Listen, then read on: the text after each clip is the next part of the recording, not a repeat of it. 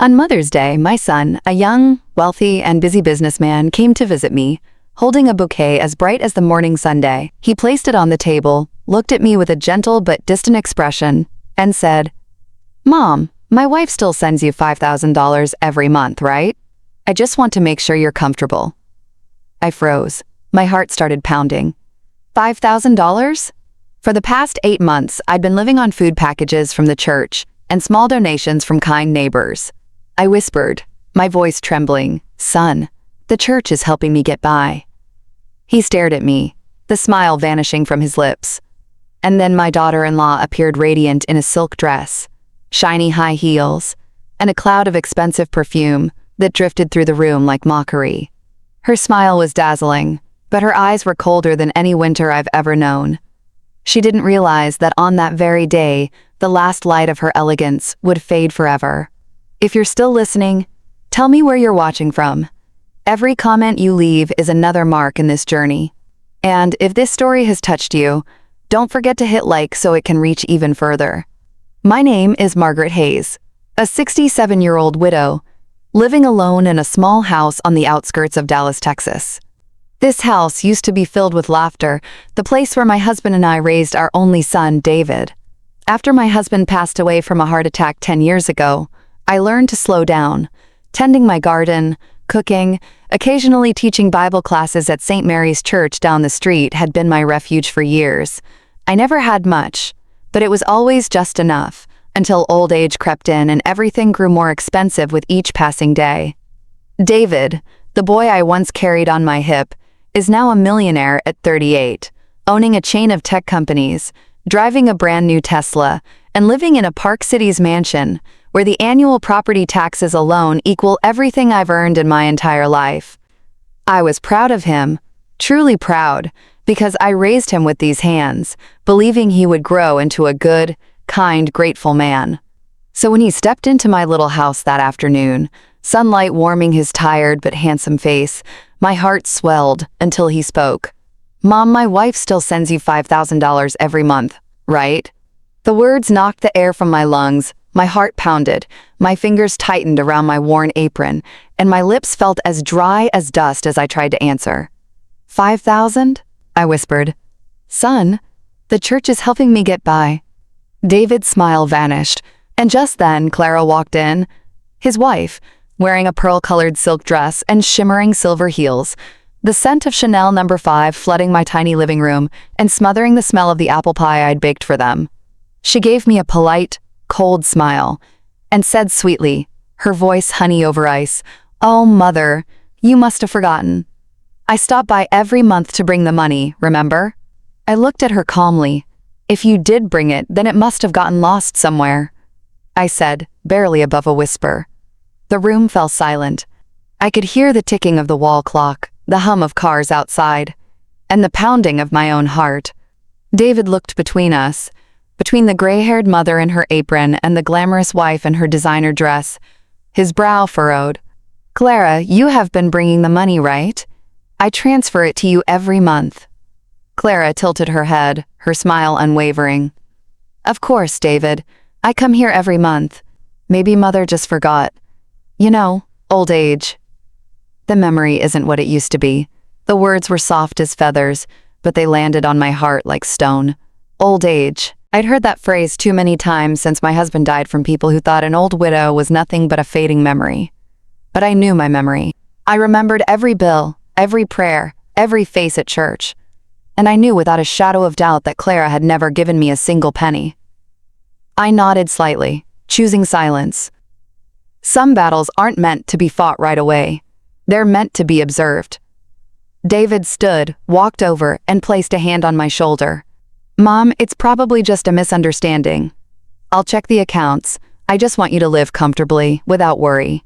I smiled faintly, but something inside me had awakened a quiet storm of suspicion and resolve. I said nothing more, just cleared the table and placed a glass of orange juice in front of him. As David sat down, Clara moved gracefully to his side, resting a possessive hand on his shoulder. Her gaze swept over me cool, dismissive. The look of someone who believes money can buy integrity. The air in the room turned cold. Even though the sun outside was blazing, a chill ran down my spine. Clara glanced around the room, her eyes brushing over the old photo frames on the wall. David as a little boy, golden hair, bright eyes, a carefree smile. She exhaled softly. "You've done such a great job keeping the house clean, Mother, even at your age." I smiled faintly. "Old, yes, but not so old that I forget who comes through my door." "Clara." David looked at me uneasy. "Mom, come on. And it's Mother's Day. Don't get upset." "I just want you to be happy, my son," I said, my eyes still on Clara. "So do I. But happiness doesn't come from what people say they've done for you. It comes from what they've actually done." David froze, and Clara's smile tightened before disappearing altogether. After they left, I sat alone in the living room. Sunlight streamed through the curtains, spreading across the old wooden table. $5,000 a month, 8 months, $40,000. That money could have fixed the leaking roof, replaced my broken fridge, helped me live out my final years in comfort. Instead, I'd been counting canned soup from the church pantry and thanking God for every loaf of donated bread. I pressed a hand to my chest, not out of anger, but from the ache that rose inside me. A silent, bone-deep ache. That night, I opened my old notebook, the one where I used to jot down grocery lists and prayers. But this time, I wrote something different. Find the truth. And beneath it, don't trust fake tears. I closed the notebook and took a deep breath. I wasn't weak. I'd survived loss, loneliness, and struggle, and I would survive this too. David might have been fooled, but I hadn't. And if Clara thought I'd sit quietly while she played perfect, she had chosen the wrong woman to underestimate. I spent the rest of that afternoon in my small kitchen, sunlight cutting through the curtains into long golden lines across the floor. The jasmine tea on the table had gone cold, but I stayed seated, staring at my old phone, asking myself, could I be wrong? Maybe the bank made a mistake. Maybe Clara sent the money by mail. Or maybe, in a rare moment of confusion, I had simply forgotten. No, I knew every detail, every small gift I had ever received. There had been no letter, no envelope, no money from David. That evening, I pulled out my old accounting ledger, the one I kept from my years as treasurer at the church's women's committee. I flipped through the pages, each line precise. $12 for blood pressure medicine, $24 for utilities, $10 for community dinners at St. Mary's. Every expense recorded neatly. No mention of transfer from David Hayes. Nothing. The next morning, I went to First Texas Community Bank, where I still kept a small savings account. I sat across from a young teller named Molly and handed her my passbook. Please check if there have been any transfers from David Hayes. He says he's been sending me $5,000 each month for the past 8 months. Molly looked surprised, typed a few lines, then shook her head gently. I'm sorry, Mrs. Hayes. There's nothing. The only activity was a $1.35 interest payment back in February. I nodded, thanked her, and stood up. Outside, the Texas morning wind swept through my gray hair. I stood on the sidewalk, feeling as if a stone had dropped straight through my chest. No transfers, no envelopes, no letters, nothing. For 8 months, I had clipped coupons from the local paper, bought canned soup instead of fresh vegetables, and quietly thanked God each time the church delivered food. I was used to eating alone, to counting out coins before heading to the store, but never, not once, had I imagined that behind my son's silence there was a lie. I went home, set my purse down, and sat motionless. The ticking of the wall clock filled the house, the wedding gift my husband had given me 40 years ago. Each slow-moving minute hand seemed to whisper, the truth is coming. That afternoon, I went to St. Mary's Church as usual. Reverend Cole, who'd known me for over 20 years, saw me sitting quietly in the last pew after the service. He walked over, his voice kind. Mrs. Hayes, are you all right? You look tired today. I smiled faintly, hiding my trembling hands. I'm just trying to understand why my son's letters never arrived. Reverend Cole placed a hand on my shoulder. The Lord has a way of bringing truth to light. Don't lose faith. I nodded. But inside, faith wasn't enough anymore. I needed action. That night, I opened a brown leather notebook, David's gift for my 60th birthday. On the first page, instead of a prayer, I wrote, "If they're lying, I'll make them tell the truth through the law." I pressed the pen hard into the paper. Under the lamp, the words glowed like a vow. From that day forward, I began documenting everything. Every time Clara visited, I noted the date, time, and her exact words. Thursday, June 14th, Clara stopped by with a cake. Said, "The money's been sent. Maybe the bank's delayed." No envelope, no proof. Saturday, July 12th. Called. Said she couldn't come because of a charity meeting. I heard restaurant music in the background. Line by line, I recorded it all.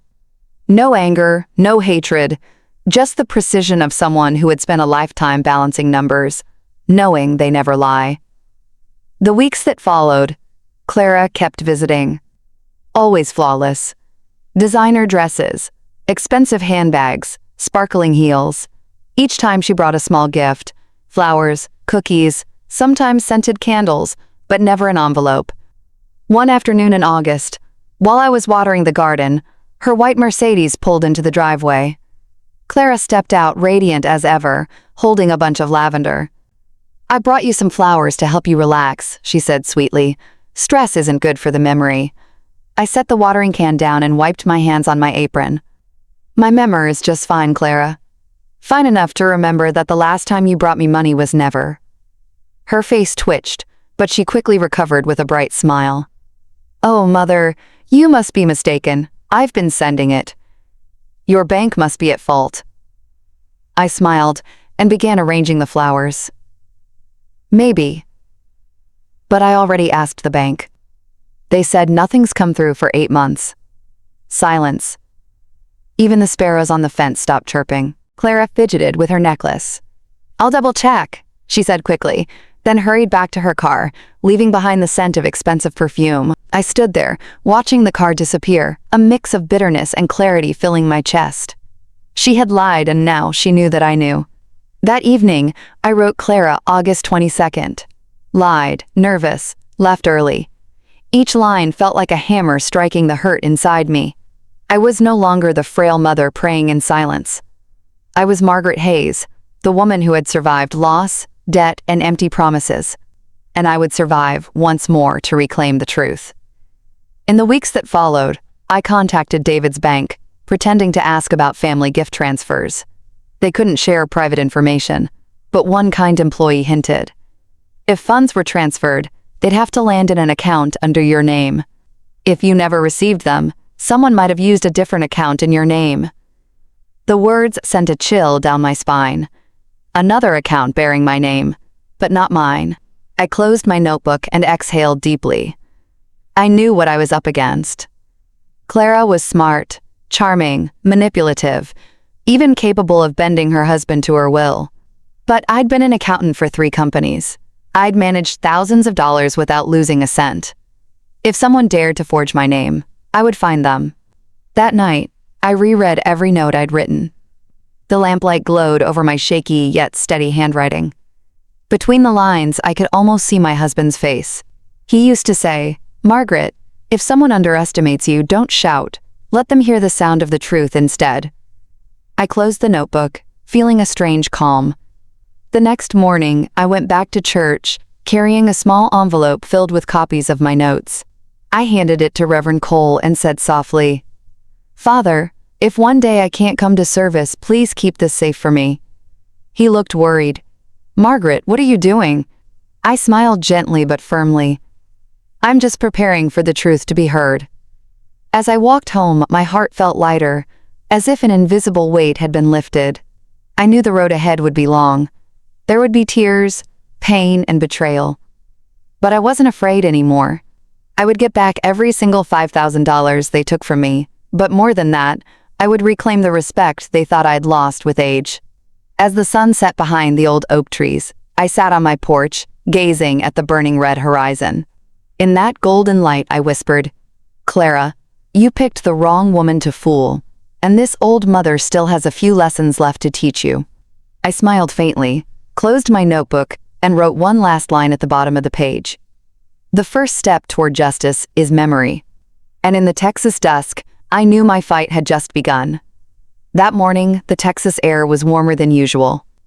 The wind carried the scent of dry grass and jasmine from the vine I'd planted behind the porch.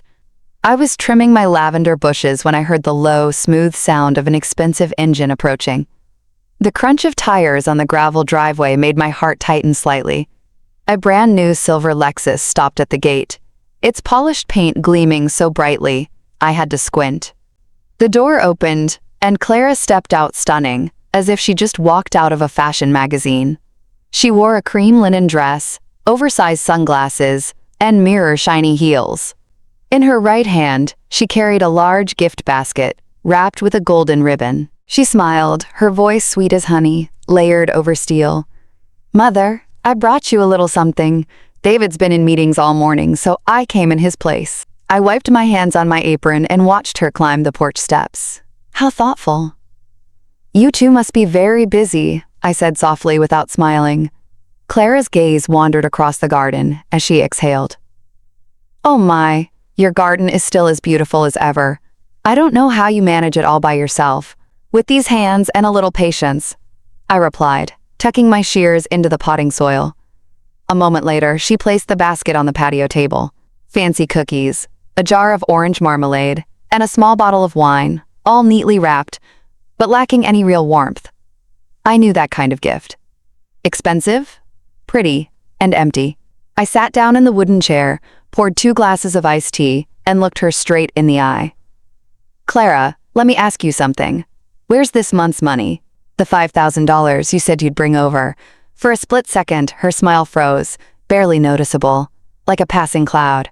Then she laughed, a sharp, hollow sound like glass tapping glass. "Oh, Mother, I must have left it in the car." Her voice pitched slightly higher as she fidgeted with the glass of tea without drinking it. I glanced toward the driveway where the Lexus gleamed under the sunday. The reflection off the hood highlighted every smooth curve of the car. A brand new vehicle with temporary plates, clearly a recent purchase. I smiled slowly. "Nice car, Clara. Must have cost quite a bit." She shrugged, her laugh brittle. "Oh, not really, Mother. I just upgraded for convenience. My boutique work requires a professional image." "Of course," I said calmly. "A new car for work, and old envelopes that keep getting left in the car. How odd." Her face stiffened for half a second before she forced another smile. "Oh, Mother, you don't trust me anymore. Next time I'll bring the bank receipt." "All right," I didn't reply. We sat there quietly, the porch fan whirring softly above us. The sound of cicadas in the yard filled the silence like a restless hum. Clara stood first, pretending to check her watch. "I have to run. I've got a client meeting, but don't worry. I'll remind David to resend the money through the bank." "I'm sorry for any small mix-up." I nodded. "All right, go on then. Oh, and don't forget the envelope in your car this time." She paused for a second, smiling thinly, a mix of annoyance and caution. "You're very sharp, Mother," she said, then turned to leave. I watched her walk away, the sound of her heels striking the wooden steps steady and cold, like a clock ticking down. The car door slammed shut, the engine started, and the Lexus disappeared down the road, leaving a streak of blinding sunlight behind. When the sound of the car faded, I sat back down, my fingers interlaced, a heavy weight pressed against my chest. I no longer had doubts. I knew for sure. I rose and walked back into the house. Each step across the wooden floor echoed like a heartbeat in my mind. I opened the drawer, took out my brown leather notebook, and wrote. September 10th. Clara came alone, brought a gift basket, claimed she left the money in the car. New Lexus, no proof. Voice unsteady, avoided eye contact. I set the pen down and took a deep breath. My hands trembled slightly, but my resolve did not. That afternoon, I walked to the post office down the road where the public phone still worked. I didn't want to call from home. Not when I suspected Clara might be watching. I dialed David's company and spoke politely, my tone steady. "Hello, this is Margaret Hayes, David Hayes' mother. I'd like to speak with someone in accounting." It's a personal matter. After a short hold, a middle-aged woman answered. This is Sandra Miller, head accountant. Mrs. Hayes, how can I help you? I gripped the receiver tightly, keeping my voice calm. Thank you, Sandra. I just need to confirm something small. My son said his company has been deducting $5,000 each month from his personal account to send to me. I'd like to know if that's correct. There was a short pause. Then Sandra spoke, her tone hesitant. Mrs. Hayes, I can't disclose personal financial details, but let me check. Yes, I recall seeing automated transfers on the same day every month for that exact amount. It does appear that the money was sent, but I'm not sure to whom. To whom? I repeated. It wasn't sent to me. I'm not certain, Mrs. Hayes. The recipient's name matches yours, but the account number is different. I assumed it was yours. A chill ran down my spine. I forced myself to speak evenly. Thank you, Sandra. That's all I needed for now. I hung up and stood motionless inside the phone booth, my heart racing even as my mind felt clear as glass. There it was, the truth. Someone had created a fake account under my name, and only one person was close enough to pull something like that off. Clara. As I walked home, my shadow stretched long across the road, the wind carrying the scent of scorched grass and dry earth. A smell that reminded me of those poor Texas summers long ago when my father would say, "If you want to know who's honest, look at their hands." Honest hands, he believed, always carried the marks of work. I thought of Clara's hands. Long manicured fingers, diamond rings holding designer handbags. Not a single callus, not a trace of real labor. That night I skipped dinner. I made a cup of peppermint tea and sat at the kitchen table under the warm yellow light. The house was so quiet, I could hear the last cicadas outside fading into the night. I opened a new page and wrote September 10th. Clara visited elegant and pretending to care. New car, same lies. Called David's company confirmed. The money still being transferred, but not to my account. Tomorrow the truth begins to surface. I put down the pen and closed the notebook. The small lamp reflected my shadow in the window pane. A silver-haired woman, small in stature, but with eyes that still burned bright. I knew that starting tomorrow, I wouldn't just be a waiting mother anymore. I would be a seeker of justice. I turned off the light and stepped out onto the porch. The night breeze carried the scent of jasmine and damp wood. In the corner of the garden, moonlight fell on the old wooden bench where my husband and I used to sit and talk. I touched its worn armrest and whispered, "Frank, if you were still here, you'd tell me to do what's right, wouldn't you?" The only reply was the whisper of wind beneath the eaves, but I understood. It was an answer. I went back inside, locked the door, and stood quietly in front of the mirror. The woman staring back wasn't tired or defeated. She was Margaret Hayes, a mother who would never again let anyone take her dignity. And I knew that when the morning came, Clara's game would start to fall apart, piece by piece. The next morning, while I was cutting lavender stems to dry, a sudden, firm knock echoed at the door. Not the soft tap of a mail carrier or neighbor. This was steady, deliberate. I wiped my hands on my apron and went to open it. Standing on the porch was a tall, middle-aged man with graying hair, dressed neatly in a charcoal suit that looked a little travel-worn. He smiled politely and gave a small nod. "Mrs. Margaret Hayes. I'm Bennett, chief accountant at your son's company, Hayes & Partners." I narrowed my eyes slightly. "You're Bennett? I only know Sandra, the accountant I spoke to on the phone." He nodded. "Yes, Sandra is my assistant. She told me about your call yesterday, and I thought, perhaps you should know a few things." His voice was calm but serious, tinged with regret. I invited him inside and poured a glass of water. Morning light streamed through the window, catching the lines on his face, the look of a man who'd seen more than he wished to. He set his leather briefcase on the table and opened it. Inside was a thick folder, neatly clipped and organized. I saw sharp printed text, rows of numbers, the familiar language of accounting, my world for 30 years before retirement. He slid the folder toward me and spoke slowly. These are copies of 8 transfers, each for $5,000, $40,000 total. Recipient, an account under the name Clara Hayes. It felt like a bucket of ice water had been poured over me. My hands shook as I flipped through each page. The papers were clear. Sender, David Hayes. Recipient, Clara Hayes. Verified by the bank. Same date every month. Steady as clockwork for 8 months. I looked at my voice hoarse. Mr. Bennett, who opened that account? He sighed, removed his glasses, and wiped them with a cloth. Your daughter-in-law, Mrs. Pays. Every document for the sub-account bears her signature and a signed authorization from David. I froze. Authorization? You mean David gave her permission to use my name? He nodded. Most likely he didn't read the forms carefully. She presented an ID copy of you, which I suspect was forged. Very sophisticated. The system automatically registered it as your account, even though the recipient was her. I pressed a hand to my forehead, the room spinning slightly. It wasn't just betrayal, it was humiliation.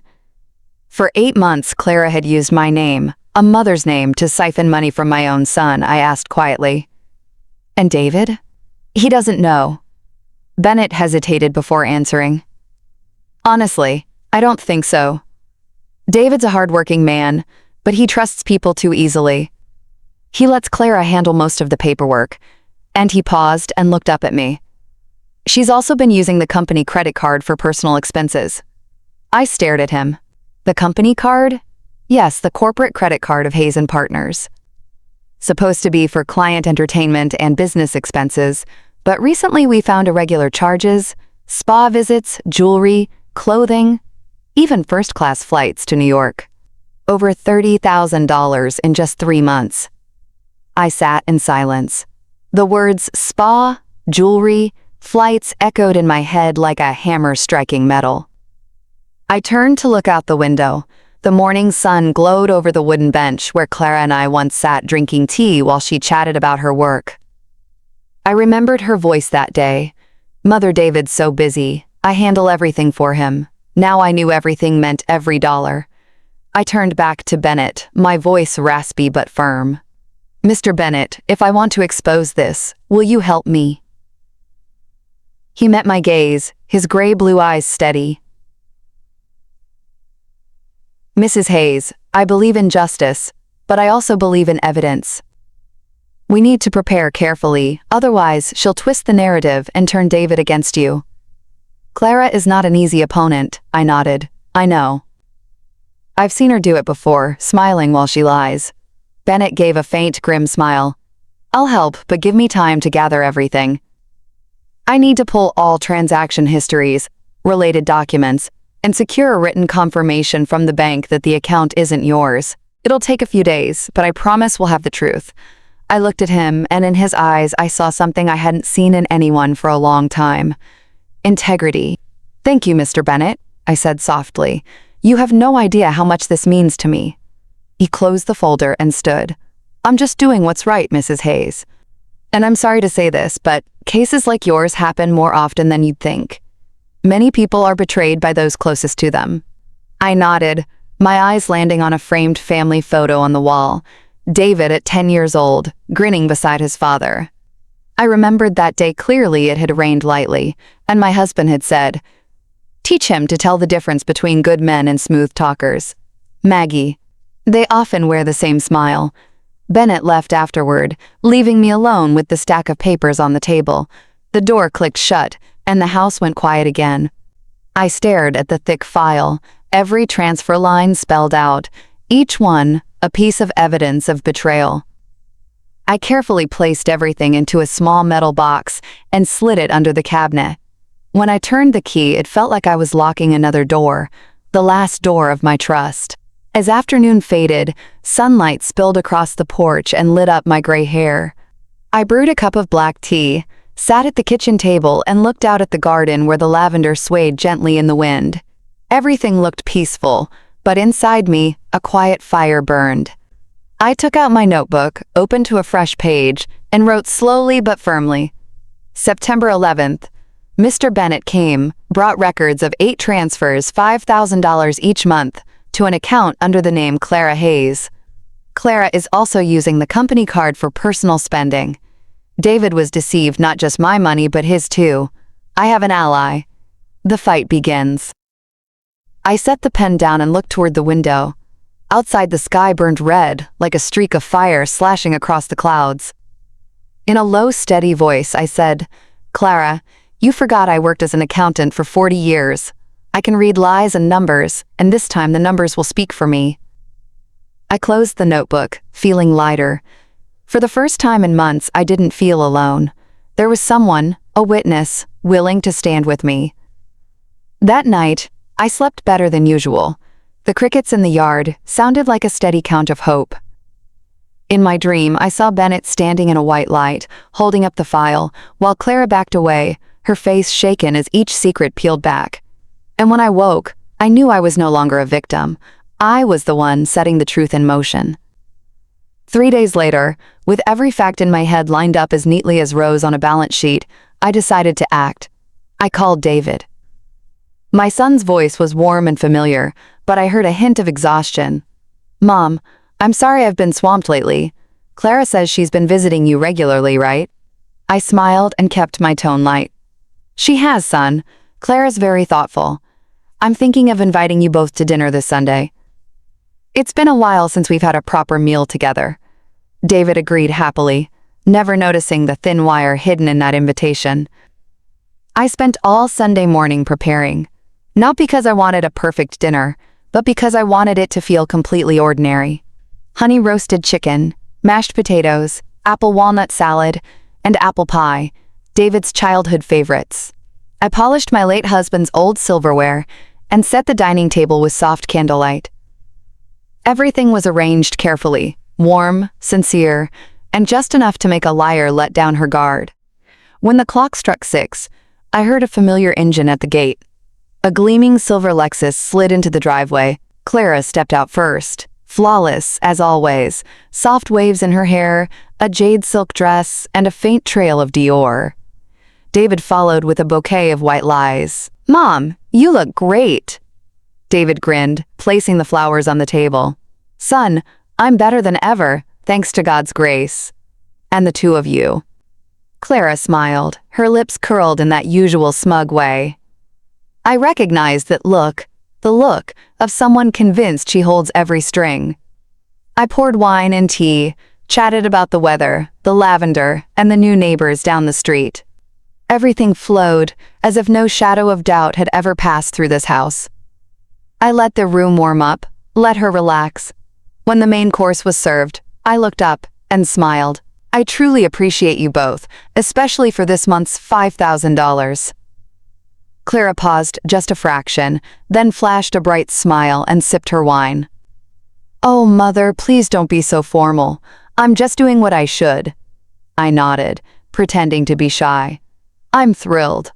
I just bought a new heater. Texas gets chilly early, and thanks to that money, I feel much more at ease."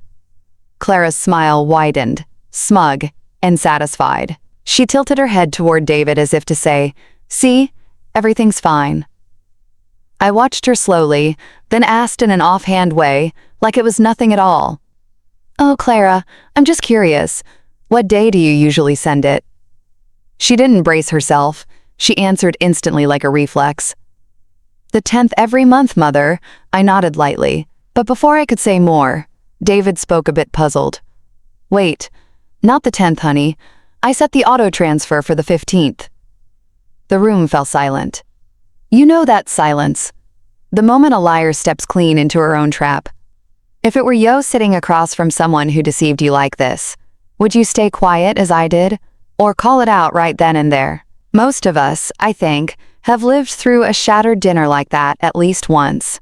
Even the faint clink of a knife against a plate sounded sharp enough to cut the air. They stared at each other, Clara forcing a smile as she blinked rapidly, while David frowned, tilting his head in dawning suspicion. "Really?" she said with a strained laugh. "I thought you said the 10th. David frowned deeper. "No, I'm sure it's the 15th. I picked that day because that's when payroll hits." The room sank into a cold stillness. I smiled gently and set my fork down. "Oh, wonderful.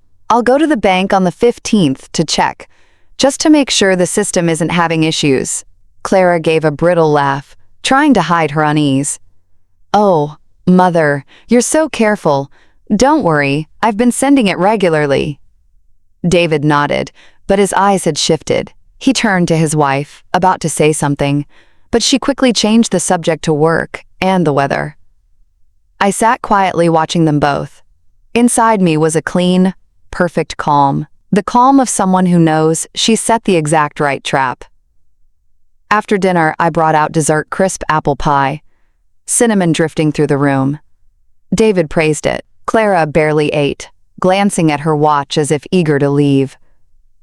I knew she was struggling to breathe in a room she thought she controlled. At the door, I said softly, "Thank you both for coming. I haven't laughed this much in a long time. Remember, I'll check the account on the 15th, just to be sure the bank system isn't acting up." Clara forced a smile. "Yes, Mother.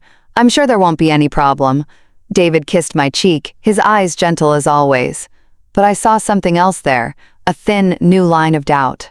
When the Lexus pulled away, I stood in the doorway, watching the taillights fade. The night wind moved through the yard, rattling the wooden door. I went back inside and closed it softly. What I felt wasn't triumph, it was release. I went straight to the small office off the kitchen and turned on the computer. The glow from the screen caught my husband's photo. His kind smile felt like a quiet push forward. I opened my email and wrote to the only two people I trusted now: Bennett, the honest accountant, and Amelia Rowe, my old college friend who now specializes in financial fraud. I typed slowly, heartbeat steady, eyes clear. Subject: it's time to begin. Bennett, Amelia, everything's ready. I just confirmed Clara lied about the transfer date. They think I believe them, but they contradicted each other right to my face. I want us to move forward with the plan. Please start checking all transactions and prepare the comparison file. By the 15th, I want every piece of evidence lined up. It's time for her to self-destruct. Margaret. I reread the last line and smiled faintly. There was something about self-destruct that made me feel lighter, not from vengeance, but because justice would come from the liar's own hands. I hit send and leaned back. Outside, the night breeze stirred the curtains, with the scent of jasmine and damp soil. I closed my eyes and listened to the clock ticking, counting down to the 15th, the day the truth would begin to crack through. 2 days later, Bennett replied. The email was short, just like him. I obtained confirmation from the bank. The account under your name was opened by Clara with forged documents. They'll release data once we have a subpoena. Amelia will handle that. Everything is moving in the right direction. B. I read it, feeling my chest tighten and then loosen, like hearing an old iron gate swing open. I'm not cruel. I just want the truth spoken so my son can wake up. I want David to understand that trust is not a blank check for someone to drain until nothing is left. That night, I opened my notebook and added one more line as a small ritual. September 13th, dinner went perfectly. Clara exposed herself. David began to doubt. 15th bank check. Justice is coming, soft as a breeze. I closed the notebook and blew out the candle. In the dark, moonlight filtered through the window onto my face. I looked in the mirror and saw a silver-haired woman, slight but bright-eyed, and I whispered slowly to myself, or maybe to my husband, long gone. Frank, do you see? She thinks she's clever. But her own mouth tightened the noose. All I have to do is stay quiet and wait for the 15th. I smiled a small smile, warm enough to fill the room. The trap was set, and the prey was walking in. The next morning, the Texas sky was startlingly clear. I sat by the window with a cup of hot jasmine tea, strangely calm. Today was the day Bennett had promised to send everything. In just a few hours, every lie would have a shaped black ink on white paper. Around 8 o'clock, the phone rang. It was Bennett. Mrs. Hayes, his voice steady and low. It's all done. I just sent you the full statements with related invoices. Amelia has reviewed them, she says, with your signature. We can open a legal case. I thanked him softly, trying to keep my voice from shaking. I never imagined that at my age I'd need an accountant and a lawyer just to protect the money my son intended for me. 15 minutes later, the mail carrier knocked. A large, sealed manila envelope stamped confidential Hayes financial record. I set it on the table and stared at it for a long moment before opening it. Inside were dozens of clean printouts, 8 transfers each for $5,000, $40,000 in total. Sender David Hayes, recipient Clara Hayes. Bold, even lines on official bank paper. I read them twice and still felt disbelief, as if the numbers were laughing at my faith. At the bottom, Bennett's blue ink note. Mrs. Clara Hayes used this as a personal account. In addition to the 8 transfers, there are other charges via the secondary card, spa, shopping, travel, and a new car lease. Total spending over 8 months, $47, $800. I sat still. Morning light slipped through the blinds and laid a pale gold over the pages, the color of truth. I turned to the next sheet. A spa receipt in Houston for $1, $200. Cancun travel for 2 people, $3, $600. A new Lexus purchase, with a $15,000 down payment. Each receipt was a small knife. I remembered her walking into my house, perfumed and polished, holding gifts, smiling softly, saying, "Mother, I just want you to know I care for you like my own." Now I understood, care meant draining every dollar under my name. I sat for a long time, breathed deeply, then reached for my brown leather notebook, the one I call my justice journal. Under the date, I wrote carefully, one clear word at a time. September 17th, received Bennett's records. 8 transfers of $5,000, all into Clara's hands. Spa, travel, new car, $47, $800, the price of trust. My hand trembled, not from fear, but because I was about to reclaim the dignity that had been stolen. That afternoon, Amelia Rowe called. Her voice was firm and precise, the tone of someone seasoned by tough courtrooms. "Margaret, I've reviewed everything Bennett sent. It's all solid. This is a textbook case of financial exploitation of an elder. We can go criminal or civil, your call." I paused, then answered quietly, "Not yet. I don't want the court to see it before David does. He needs to witness it with his own eyes. Only then will justice mean something." Amelia was silent for a moment, then said slowly, "You're right. Nothing hurts more than a son realizing his wife has exploited his mother's trust." I nodded. "That's why I'd like Reverend Cole to help me. Arrange a small charity evening. A pretext so they'll come." Amelia gave a soft, knowing laugh. "A staged night to expose the truth. Smart Margaret. I'll ask Bennett to condense the file. Give David a brief summary he can't ignore." Near dusk, I drove to St. Mary's. The red evening light washed over the old stone steps. Reverend Cole was lining up wooden chairs in the hall. After I explained the plan, he thought for a moment, then smiled kindly. "Sometimes the Lord doesn't need thunder to reveal sin, Margaret. He only needs the small light of truth." I squeezed his hand in thanks. I just want David to see that light, not for revenge, but so he stops being blind. On the way home, I stopped by the corner store for a few supplies for the evening I was planning. Everything outside looked peaceful, with no hint that in just a few days, Clara's whole world would come crashing down. That evening, when I got home, I opened Bennett's file again. I spread everything across the dining table, every statement, every receipt, every piece of evidence. With a red pen, I marked the large withdrawals, then slipped them into a thick beige envelope. On the front, I wrote in bold, steady letters, "Donation documents, Senior Assistance Fund." Only I knew there wasn't a single donation inside, just guilt and deceit. I sat staring at the papers for a long time. My hands trembled, not from fear of retaliation, but because I could feel my heart beating strong again after months of numbness. For so long, I'd thought I was just a widowed old woman living simply, someone who needed to be taken care of. But looking at that pile of proof, I realized I was never weak. I had just been convinced to believe I was. I stood up, poured a glass of water, and looked out at the backyard. The night sky was full of stars, so quiet I could hear the crickets between gusts of wind. I remembered what my husband used to say. If someone hurts you, don't pray for their verb apology.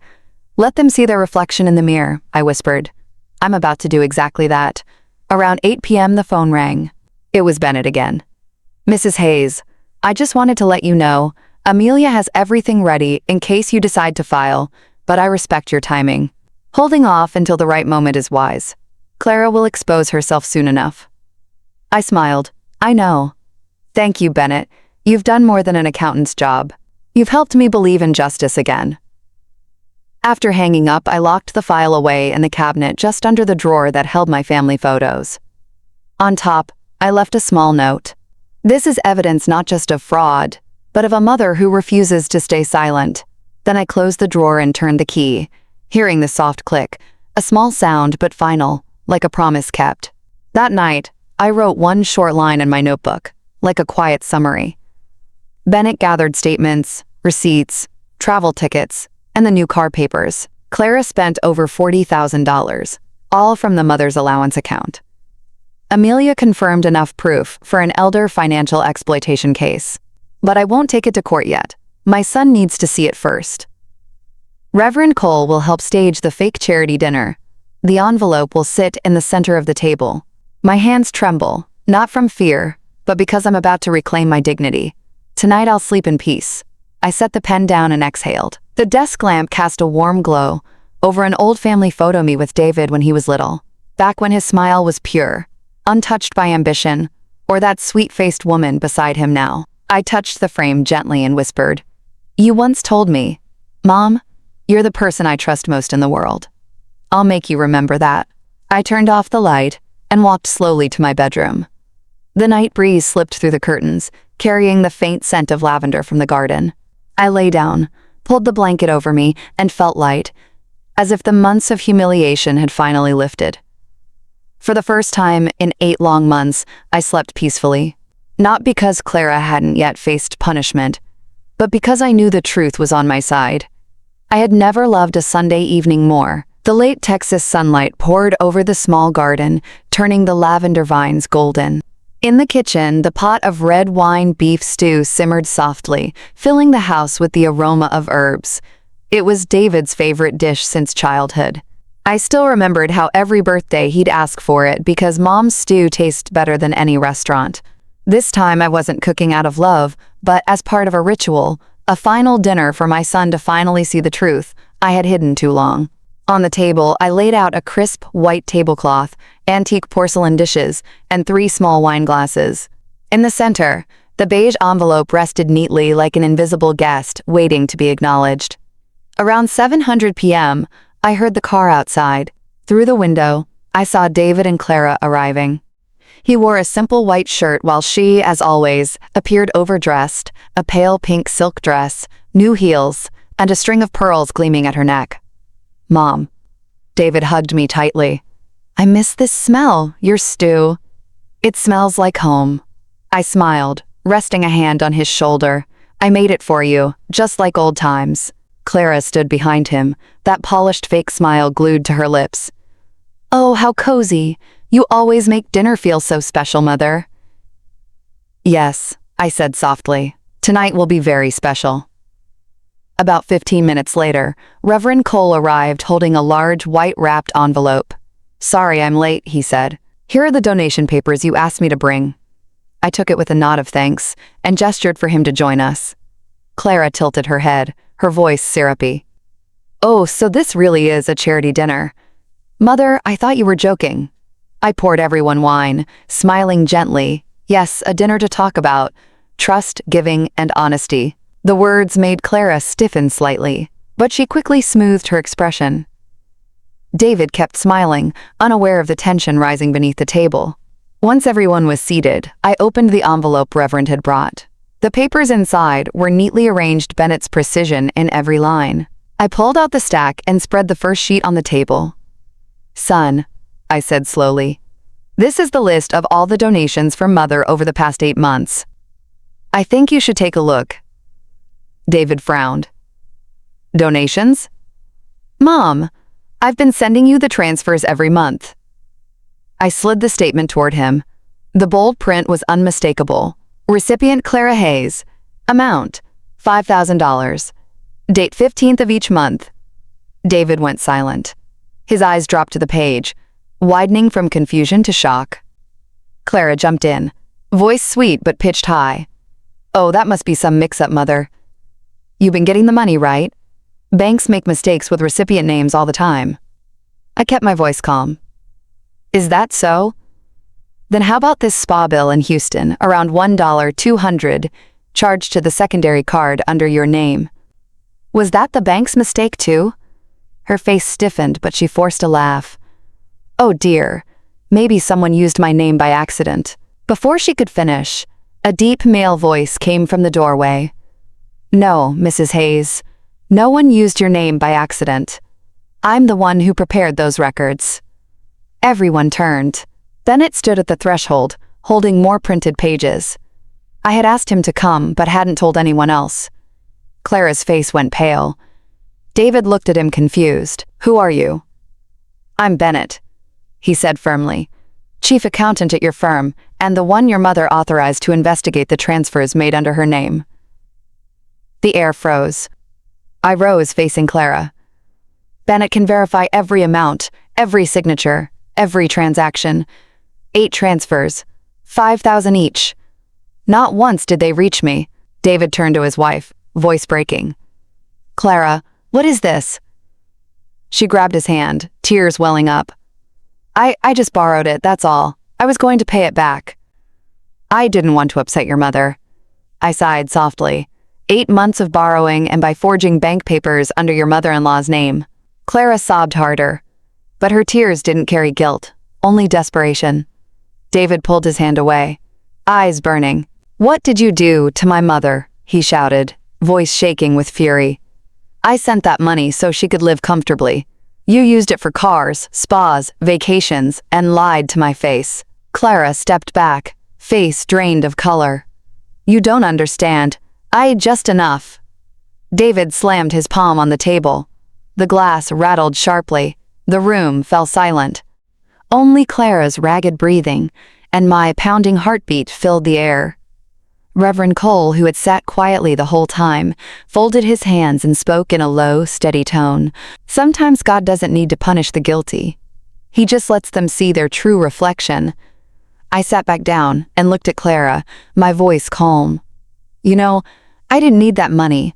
What I needed was respect, and you took that not just from me, but from your husband too. Clara sobbed, stammering. Mother, I'm sorry. I just wanted to help David manage things better. I didn't mean. I shook my head, but David cut me off. Stop lying. You didn't manage. You stole. Bennett stepped forward then, placing the final file in front of David. These are the originals, Mr. Hayes. Forged authorizations, bank records, and receipts. Keep them. You'll need them to protect what's yours. David said nothing at first. He stared at the numbers, then slowly lifted his eyes to me, and in them I saw pain, shame, and the first spark of awakening. Mom, I'm so sorry. I didn't know. I was such a fool to trust her. I placed a hand on his shoulder and whispered, No, son. The mistake isn't in trust. It's in those who betray it. Clara suddenly burst into sobs, glancing around as if searching for a way out. I can't take this anymore, she screamed, standing abruptly. I don't need anyone's pity. If you want to believe her, go ahead. She snatched her purse and stormed out, her heels striking the wooden floor, each step sounding like the end of something. David didn't stop her. He just sat there, silent, head bowed. The door slammed shut. Silence fell. No more crying. No more excuses. Only the fading smell of stew and the heavy presence of truth. I looked at the open envelope. Papers scattered proof of 8 months of deceit. I exhaled softly. It's done, I said quietly. The curtain's fallen. Bennett nodded, gathering the files. Reverend Cole rose and placed a hand on my shoulder. You've done what not every mother has the courage to do, Margaret. I smiled faintly, but inside there was an empty ache. This victory didn't bring joy, only release. When everyone left, I stayed behind. I cleared the table, the half-eaten plates, the red wine glasses, the chair where Clara had sat, still faintly warm. I looked around the room, remembering every word, every glance. 8 months of deception, and in one evening, it had shattered like glass. I gathered the fallen pages, stacked them neatly, and placed them back in the envelope. My hands trembled, not from fear, but because I had finally reclaimed my dignity. Outside, the wind rose, lifting the curtains. I looked up at the sky, moonlight streaming through the window, shining on the envelope like a seal of truth. I knew every lie eventually comes to light. And tonight it had right here in my own home. I picked up the envelope, noticing the blue stamp, Texas County Court. My chest tightened. I'd known this would come, but seeing it made my heart heavy. Inside was the official notice. Case number 23 CF 98-1. Margaret Hayes. Plaintiff versus Clara Hayes. Defendant. Elder financial exploitation and family fraud. Amelia had moved faster than I expected. She'd sent a short message. All evidence filed. Prepare for preliminary hearing next Monday. I set the letter on the table. Afternoon light filtered through the blinds, falling across Bennett's thick folder from the week before. I touched its smooth cover, cold to the touch, but holding 8 months of betrayal inside. Justice was close, but strangely I felt no satisfaction. The morning of the hearing, the sky was gray, the wind sharp like something about to break. I arrived early with Amelia. She wore a brown coat, her face stern but full of resolve. "You holding up, Margaret?" she asked. As we walked into the main hall, I pressed my lips together. I just wish it didn't have to come to this. The courthouse hallway was long, tiled in glossy white, smelling faintly of coffee, paper, and tension.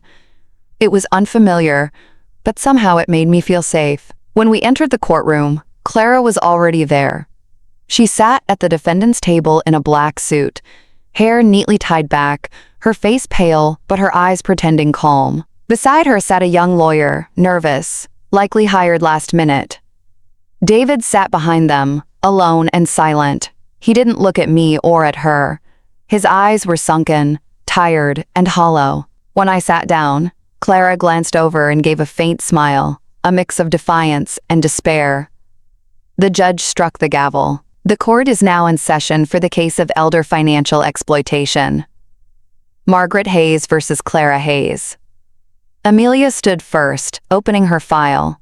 Her voice was clear and steady. "Your Honor, for 8 consecutive months, the defendant, Mrs. Clara Hayes, used a fraudulent bank account under her mother-in-law's name to misappropriate a total of $40,000. Additionally, the defendant used a company secondary credit card belonging to Hayes and partners for personal expenses, including spa services, travel, and a private vehicle purchase." The courtroom went silent, except for the soft rustle of paper, as Amelia laid out the evidence: bank statements, spa receipts, the Lexus invoice, Cancun tickets, each placed neatly before the judge. She paused, then looked directly at Clara. The defendant not only took money from her mother-in-law, a 67-year-old widow, but concealed it by forging legal documents and falsifying bank signatures. This was a deliberate, systematic act of deception. Clara's lawyer quickly stood, trying to object. "Your Honor, my client maintains this was merely a misunderstanding in household financial management. Mrs. Margaret Hayes is elderly and may have misremembered the transfers from her son's account and household expenses." I felt my blood boil. Clara lowered her head, finding fragility, then looked up, her voice trembling. "Your Honor, my mother-in-law's been forgetful lately. I've brought her money many times, but she doesn't remember. I never meant to hurt anyone. Maybe she just misunderstood." Those words cut through my chest like a knife. I wanted to jump up and scream, but Amelia placed a hand on my shoulder, signaling me to stay calm. Then she stepped forward, her voice sharp as steel. "Your Honor, Mrs. Margaret Hayes' memory is sharp enough to document in detail every single day Clara visited and everything she said. And here is her journal to prove it." Amelia pulled out my brown leather notebook and held it up. In this, Mrs. Hayes recorded 8 full months of visits, dates, times, and even the defendant's exact words. I left the envelope in the car. Every line and page perfectly matches the bank transaction data. If this is what you call memory loss, then it's the sharpest one I've ever seen. A murmur rippled through the courtroom. The judge peered over his glasses, slowly flipped through a few pages of the file, then frowned and turned toward Bennett, who had been invited as an expert witness. "Mr. Bennett," the judge said, "do you confirm the figures in this report?" Bennett stood, adjusted his tie, and replied firmly, "Your Honor, I am the chief accountant at Hayes & Partners. I confirm that all statements and reconciliations are authentic. Each transfer was made from Mr. David Hayes's personal account to an account opened under the name Margaret Hayes. However, that account was in fact opened and controlled by the defendant, Mrs. Clara Hayes." The judge nodded, his expression stern. I looked toward Clara. She lowered her head, nails digging into her palms, her face pale. Amelia continued, "Your Honor, under the Texas Elder Protection Act, the defendant's conduct constitutes elder financial exploitation and marital financial fraud. We request that the court order the defendant to return the full amount, including interest and court fees, and prohibit her from managing or accessing any financial accounts belonging to Mr. Feck David Hayes for the next 5 years." No one spoke. The only sound was the steady ticking of the wall clock. The judge lifted his head, his voice firm and final. After reviewing all documents, testimonies, and evidence, the court rules the defendant, Mrs. Clara Hayes, shall repay the full $40,000 to Mrs. Margaret Hayes. The defendant is hereby stripped of access to and management rights over her husband, Mr. David Hayes's financial accounts. The defendant must also complete a mandatory 6-month financial rehabilitation program. This court is adjourned. The gavel struck 3 times, dry and cold like the sound of a steel door closing. Clara sank into her chair. I saw her trying to keep her composure, but tears began spilling down her cheeks. She turned to David, her voice trembling. "You have to believe me, I didn't mean to." David said nothing. He just looked at her with empty eyes, then turned away. The sight made my heart crack open. I didn't feel joy nor triumph, only a dull ache. Because to reclaim justice, I had to watch my son lose his marriage. I had once dreamed that David would be happy someday with someone who loved and cared for him, with a warm home of his own. Now that dream had vanished, buried somewhere between the pages of a court file. Amelia placed a hand on my shoulder, her voice gentle. "You did the right thing, Margaret. You didn't just protect yourself, you saved your son." I nodded, but my lips couldn't form a smile. Justice, I realized, is a double-edged sword. It cuts through the chains of deceit, but also severs the fragile threads of family. When I left the courthouse, the sky had already turned dark gray. Rain began to fall. Heavy drops splashing onto the stone steps, breaking apart into hundreds of smaller ones. I stood under the awning. Looking up, the rain was cold against my skin, yet somehow I felt lighter inside. There was no applause, no cheers, no sense of victory, only the quiet peace of someone who had walked the full circle of justice. I whispered softly, as if speaking to the rain itself. "David, I don't know if you can forgive me, but at least I've held on to the one thing. I could never afford to lose the truth." The rain kept falling as I walked away, step by step, leaving behind the courthouse, a place where justice had prevailed. But a mother's heart had quietly fractured. After the trial, my house returned to an eerie stillness. No more unexpected knocks on the door, no more hurried phone calls. Only the ticking of the wall clock and sunlight slipping through the curtains, lighting up tiny specks of dust floating in the air. Months passed, and David didn't call. No messages, no emails, no "How are you, Mom?" I didn't blame him. I understood he was trying to clean up the wreckage of his marriage. Still, on quiet nights, when moonlight crossed the window pane, I often found myself holding the phone, staring at the name David Hayes in my contacts, never pressing call, just looking, then setting it down. Being a mother, I learned, sometimes means knowing when silence is the only way to let your child grow. The restitution payment arrived one morning in June, $40,000, a sum I hadn't seen in 8 long months. I opened the email from the bank and read the words, "Deposit completed successfully." I thought I'd feel joy, but instead, I felt hollow. I sat in front of the computer for a long while. Then, a thought came. If that money had once been a tool of deceit, then now it had to become something good. I used a small portion to repair the roof, replace the curtains, and finally buy a proper heater. As for the rest, I reached out to Reverend Cole and Amelia. "I want to start a small foundation," I said as we sat in the parish office. "I'll call it Grace Hance Foundation. I want to help elderly people who've been financially exploited by their own children or family, just like I was." Reverend Cole looked at me for a long moment, then smiled gently behind his thick glasses. "Margaret, this isn't just kindness. This is how God turns pain into the seed of something good." Amelia, ever the practical one, flipped open her notebook and began writing. "We'll register it as a nonprofit. I'll handle the legal side. Reverend Cole can represent the community group, and you'll be the founder." I chuckled softly, gripping my coffee cup. "I don't want to be the founder, Amelia. I'm just a mother who learned how to stand up again." 3 months later, Grace Hance Foundation officially opened. Our first office was in the basement of St. Mary's Church. Just 3 desks, an old printer, and a wooden sign carved with the words, "Helping the forgotten find their voice again." Each week, Reverend Cole and I met people who came to share their stories. An old woman tricked by her daughter into signing away her home. A 70-year-old man whose grandson drained his pension account. An 80-year-old widow whose signature was forged for a bank loan. Each story was a wound, but I had learned how to listen without crying. I simply held their hands and told them what I had lived. That the truth doesn't save you instantly, but it always arrives right on time. Amelia worked tirelessly, reaching out to legal organizations, applying for grants, training volunteers. I oversaw what we called the heart work, listening, writing letters, comforting people, documenting their journeys. One afternoon, while tidying up the desks, Reverend Cole said quietly, "Margaret, isn't it strange? Pain has become light for others." I smiled. Maybe that's how God rewrites the ending for those who were once betrayed. As the foundation grew, reporters began to reach out. They wanted to interview the brave mother who sued her millionaire daughter-in-law. Some invited me on to talk shows. One newspaper even offered a book deal. I declined them all. I didn't want to become a story for people to gossip about. I just wanted peace. Sometimes silence is the only way to keep a wound from bleeding again. I told Amelia when she asked why I avoided the media. She nodded. "You're right, justice can be public, but healing has to be private." At night, I developed a new ritual.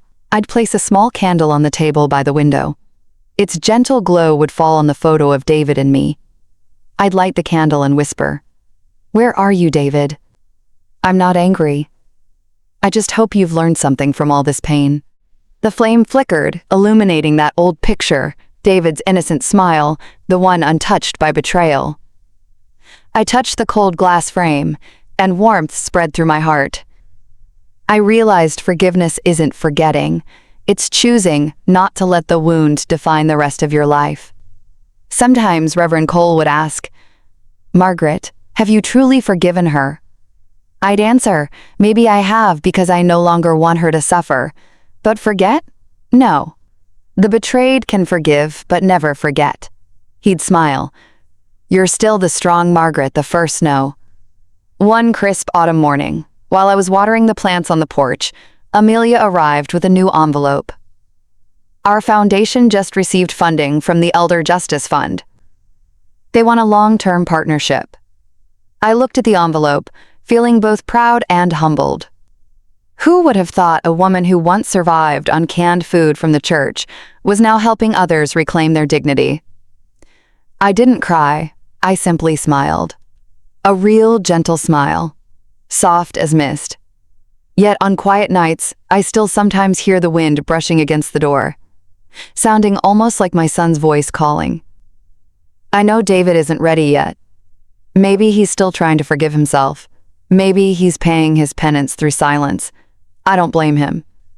I wait not because I need him, but because I need the truth to come full circle. The truth about motherhood, trust, and a love that survives even betrayal. I believe that one day when my son knocks on my door, I will still open it. Not because I've forgotten everything, but because I've learned to love without letting myself be broken again. I light the candle, watching its flickering glow dance across the frame.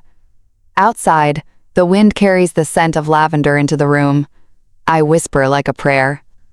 My son, I don't need you to apologize. I just hope you remember this. Trust is the most precious gift we have, and once it's lost, it can take a lifetime to find again. The flame shrinks to a thin, golden thread. But I stay there watching until it fades completely. My heart strangely calm because I know the storm has passed, and this stillness is mine. That night rain poured steadily from dusk till midnight. Wind lashed against the windows, scattering the lavender pots I had brought in earlier that morning. The yellow lamp in the living room reflected on the wet glass, glimmering like fragments of the memories I'd been sorting away for months. I was sitting by the window reviewing the donation files for next week's Grace Hands Foundation meeting when I heard a knock, soft but insistent, carrying the chill of the storm. I looked up. It was past 1000 p.m. At my age, few people knock that late unless I walk to the door, my hand trembling as I turned the latch. The door swung open, wind rushing in, rain splattering onto my coat, and there, under the downpour, stood David. He was drenched, hair plastered to his forehead, eyes red and weary. In that instant, time froze. The boy I once held in my arms, the one I taught to tie his shoelaces, now stood before me, trembling like a lost child. "Mom," his voice cracked. "Mom, I'm sorry. I've been so stupid." Before I could respond, he stepped inside and sank to his knees on the wet floor. A broken sob escaped him raw, unguarded. He buried his face in his hands, his shoulders shaking. And I just stood there looking at my son, the man who once thought he understood everything now, crumbling in the very house where he was raised to value honesty. I knelt beside him, placed a hand on his shoulder, and said softly, "David, get up, son. Everyone stumbles. Forgiveness isn't forgetting. It's saving yourself." He lifted his head, tears mixing with rain streaming down his face. "I don't deserve your forgiveness. I doubted you, let her manipulate me, stayed silent while you suffered. Mom, I lost everything." I shook my head gently, guiding him to the sofa, drying his hair with a towel as I used to when he was little. Each motion was slow, tender, as if moving too fast might shatter the fragile moment of reconnection. "I don't need your apology," I said quietly. "I just need you to remember, truth never arrives late. It only waits until we're brave enough to face it." He said nothing, only stared at the flickering fireplace. Outside, the rain beat against the window like the belated heartbeat of a soul waking up. After a long pause, David whispered as if afraid of his own words. "Clara's gone, Mom." I stopped drying his hair, he continued. "She drained the savings account, took what was left from the company, and disappeared. They say she ran off with a man she'd known before we were married." I closed my eyes. No anger, no surprise, just a quiet sadness settling in, like the rain that had already accepted the end of the storm. David's voice trembled. I tried calling, texting, looking everywhere, but she vanished. She only left one message. "You trusted the wrong person." I took his hand, warm, firm. "No, son," I said. "You just realized the truth too late. But even when trust is broken, it's still what separates us from those who deceive." He rested his head on my shoulder like a child who had finally found his way home. I felt his breath, uneven but real. Then came a soft sob. "I lost everything, Mom. My career, my money, my dignity." I stroked his hair, my voice calm. "No, my son. What you found tonight is far greater the heart that knows how to admit its mistakes." The rain lasted until almost midnight. I brewed him a cup of ginger tea while he sat curled up by the fireplace. Steam rose, mingling with the scent of burning wood, filling the room with warmth. "I don't understand how you can stay so calm after everything," he said quietly. I smiled faintly. "Because I know justice isn't about making someone pay, it's about restoring balance. You see, Clara reaped exactly what she sowed." He nodded slowly, eyes fixed on the dancing flames. "I only have you left now, Mom." "No," I said gently. "You still have yourself. And what you choose to do from this moment on will decide whether you truly stand again." He fell silent, thinking, then suddenly spoke. "Mom, can I help with your foundation? I want to do something meaningful." Maybe start this weekend. I looked at him, and the sincerity in his eyes was so deep, I had to fight the swell of emotion rising in my chest. Are you sure, son? Of course, Mom, he said softly. I don't want to live the way I used to anymore. I want to relearn how to use money to heal instead of hurt. I nodded, warmth spreading through me. Then come on Saturday. Reverend Cole will be happy to see you. From that day on, David came to help at the foundation every weekend. He drove in early, bringing coffee for everyone, then sat with me organizing files and writing thank you letters to donors. Some days he helped Reverend Cole move chairs. Other days he went with Amelia to meet elderly victims and record their stories. People say time heals everything. But for me, it wasn't time. It was my son's transformation that became the real medicine.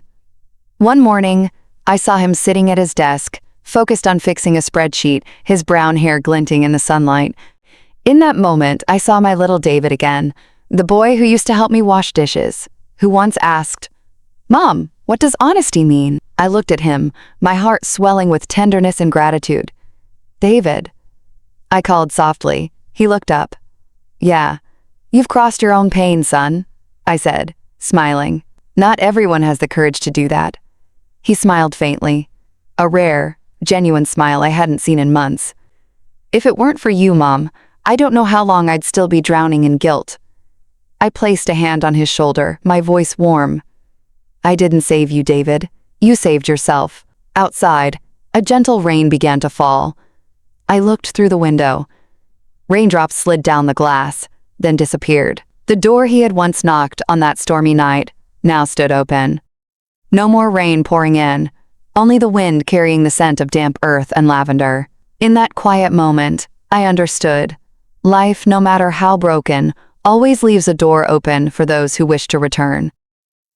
And as I watched my son smile in that sunlit room, I knew the storm had passed, and peace had finally found its way home. One autumn morning, as soft sunlight spilled through the window, I sat at my desk, staring at a blank sheet of paper. The breeze carried a faint lavender scent from the porch, my favorite fragrance, gentle yet patient, a reminder of endurance. I picked up my pen. The ink flowed smoothly like breath, and the first words appeared. "Clara, thank you. Because of you, I learned the true value of honesty and the strength of self-respect." I paused, watching the ink spread faintly under the morning light. Strangely, there was no anger in me, only a quiet peace. I continued writing. "If not for you, I might still believe that truth is something obvious, that kindness is always repaid in kind. But you taught me something different. Truth only has meaning when we're brave enough to defend it. You took my money, but in return you gave me something. Money could never buy freedom." I smiled softly. My handwriting became lighter, gentler. "I don't know where you are now or if you found peace, but if one day you read this, I want you to know I forgave you. Not because you deserve it, but because I refuse to stay chained to the darkness you left behind." I set the pen down and looked at the page, now full, a letter written for no one, but written with the clarity of a heart that had once been broken and healed itself. I folded it carefully, slipped it into a cream envelope, then opened a small wooden box my late husband used to keep old birthday cards. I placed the letter inside among family photos and a note he once wrote me. "Margaret, truth doesn't need to be shouted, only lived." I closed the box, hearing the soft click of wood, a sound like a chapter gently closing. In the months that followed, Grace Hand's foundation grew faster than I could have imagined. Each week, we welcomed new people. Some arrived in tears, some with messy folders, some needing nothing more than a place to finally tell the story they had buried in silence. I saw myself in them, people once deceived, once belittled, but still clinging to the belief that justice exists. And every time we helped someone reclaim their rights, I felt like I was reclaiming a fragment of my own past. One day, David stopped by the office with 2 cups of hot coffee. He sat beside me, looking around the room, now filled with posters, charts, and smiling faces on thank you cards. "I can't believe how big your foundation's become," he said, his voice a mix of pride and emotion. "You really did turn pain into light." I chuckled softly, setting my cup down. "Not the light of God, my son, the light of justice." God forgives, but justice never forgets. David nodded slowly. Maybe I'm finally learning to understand that. I looked at him, and in his eyes I saw the man he had become. Not the weak one who once ran from truth, but someone who now bowed to what was right. In that moment, my heart felt as light as air. I'm no longer afraid of being poor. The days of standing in line for canned food at the church are long gone, but I don't feel shame remembering them. If anything, I'm grateful those days taught me the dignity of endurance. I've realized there's something worth far more than money. Self-respect. When a person holds on to self-respect, they can't truly be defeated even when they lose everything else. Now, every morning, I still wake early, brew a pot of tea, and open the windows to let the light in. Sunlight spills across the photo of my husband and me. He's wearing a white shirt, his arm around my shoulders, eyes gentle and kind. I smile at him. If only you could see this. You'd be proud of me, wouldn't you? If he were still alive, I know he'd smile, not because of the money I recovered, but because I kept the strength he once loved in me. The strength to never let anyone else define my worth. That evening, after David left the office, I stayed behind, opened the old journal that had followed me through this journey, and wrote the final line. The thief is gone, but the lesson remains. I paused, looking out the window. The sky was turning pale orange, raindrops tapping softly on the roof. I heard the distant church bells ringing slow, deep, like time breathing. I closed the journal, feeling as though I'd finished a prayer. No need for revenge, no need for applause, just the peace of knowing that even in a cruel world, honesty still has a place to stand. I blew out the candle beside the photo frame. Its light dimmed, leaving a faint trace of wax in the air.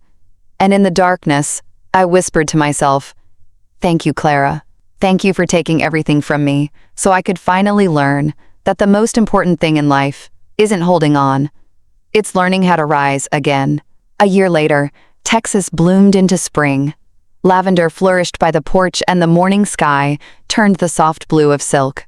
I was brewing tea when the phone rang, a call from Austin. A woman's cheerful voice came through. "Mrs. Margaret Hayes, congratulations. You've been selected as Texas Woman of the Year." The council informed me that they wished to honor those who had contributed to social justice and senior rights, and that they would love for me to speak at next week's ceremony. I froze.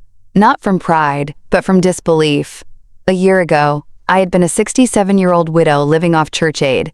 Now they were calling me a symbol of peaceful justice. Life, it seems, always finds a way to turn when you keep believing in the truth. The ceremony took place in the grand hall of the city courthouse, and I chose a simple light blue dress. Nothing glamorous, nothing pretentious, just something that reflected the life I now lived.